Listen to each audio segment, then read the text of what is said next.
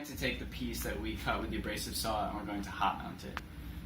Hot mounting you shouldn't do to low melting temperature metals like aluminum because it could change their microstructure.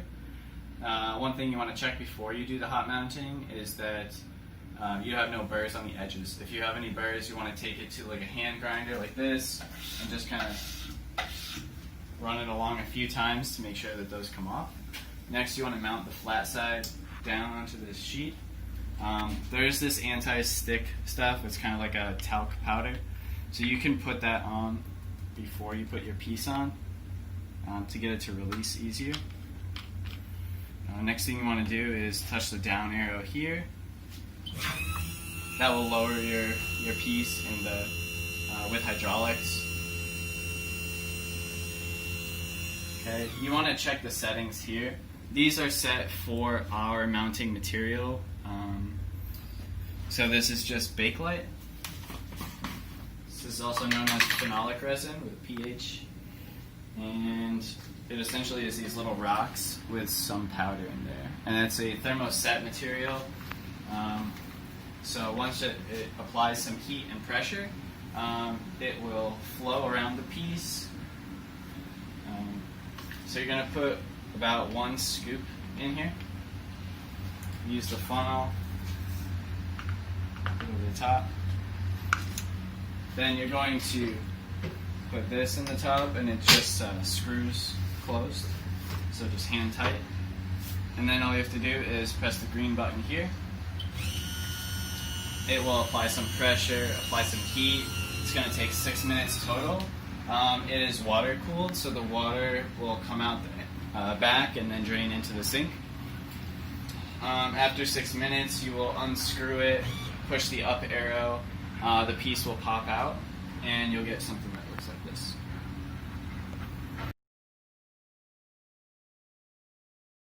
So these are the grinding and polishing wheels.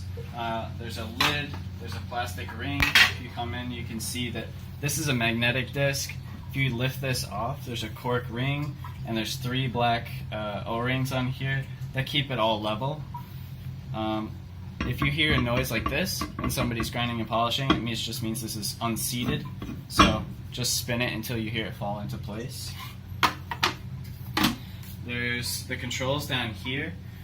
We typically will use a wheel wash, which lets the water run from this little sink. We have the power. We pull that, it turns it on. We spin, and we can control the speed with this RPM. When we're grinding, we're going to be maybe between 400 and 500. If you're polishing, you can turn it maybe down to like 300 or 250, and then just push it to turn it on. After we took our sample from the belt sander, we grabbed a 600 and a 1200 grit silicon carbide paper from a drawer down here. To get these to stick onto the wheel and be flat, obviously they're not magnetic, we're going to take a little bit of this wheel wash, put it on, and squish the paper down flat. Gets rid of all the air bubbles underneath. And we'll take one of these black rings from above and put it around the outside. We're going to put the plastic ring over that. It's kind of like a water guard. Put our sink in the middle, turn it on, make sure the speed is fast enough, and start some water flowing right in the middle. It's important that the water goes in the middle because it carries away debris from the whole wheel. If you have it just toward the edge, then the wheel middle doesn't get wet. Okay, so we're going to put it in the middle. Again, we're going to go 90 degrees to our previous scratches, so that'll be up and down for this one. And we're going to hold it at the 3 o'clock position. With a small amount of force. We'll feel a little bit of friction from the silicon carbide paper. We can move this back and forth, maybe about 15 seconds until we feel that it's gone through the previous scratches.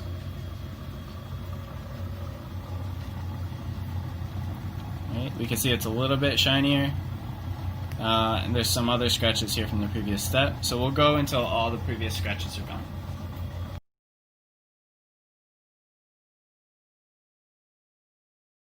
To the next paper, turn the power off, the water off, take the ring off. When you see these lines, that means your paper is ready to be changed. These are only good for 1 to 2 samples each, so just toss it. you can put a new paper on the same way.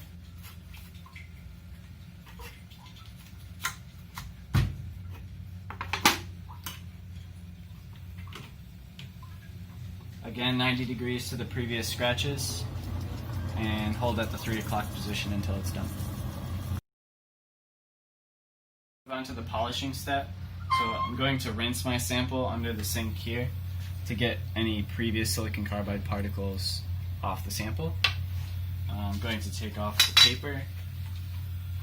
The polishing disc has a big metal back, so it's magnetic. We don't need any metal ring on the edge of this one.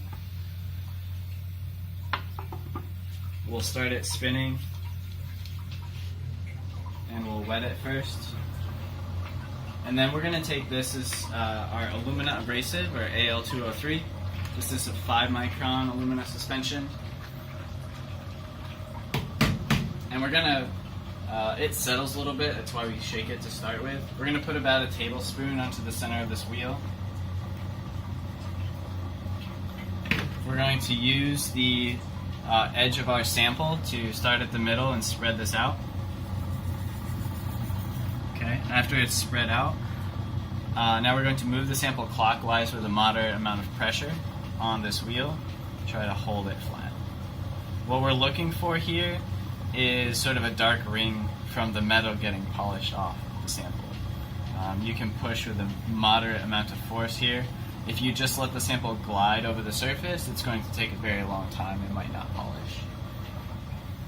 Right. So this will continue this for maybe about 30 seconds. Okay, so after your sample is polished, we're going to rinse it under the sink.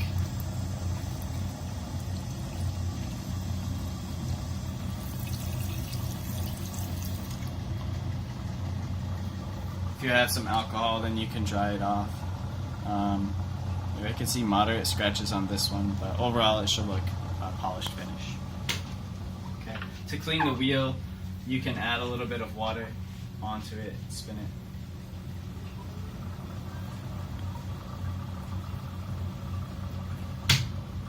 Okay. For this sample, it is low carbon steel. So to etch it, we're going to look at this packet that's above the fume hood, and we're going to look for something that has steel on it. So we have iron and steel here. We're going to see that this is called nitol, which is mostly methanol with a little bit of nitric acid in it. That is located underneath the fume hood here. That's going to be in this glass container.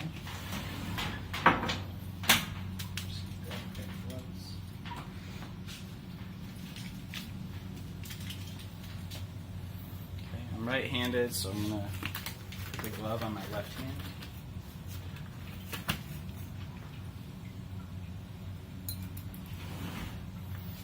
One of the most important things when we etch is that we get a lot of the etch into the swab. We should swab etch on steel, aluminum alloys, titanium alloys, stainless steel, anything that will spontaneously form an oxide.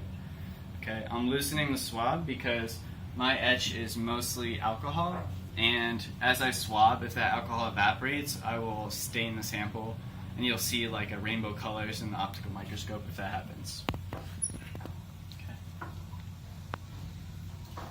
So what we're looking for is the sample go from a mirror finish to a cloudy finish, and then we're going to dunk it in a beaker of water.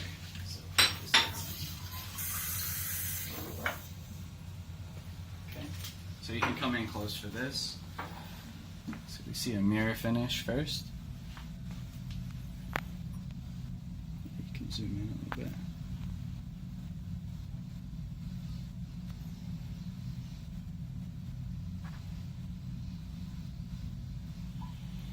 So you want to saturate the sample with the liquid and don't let it dry out, and keep swabbing in circles like this. We start to see the cloudy finish.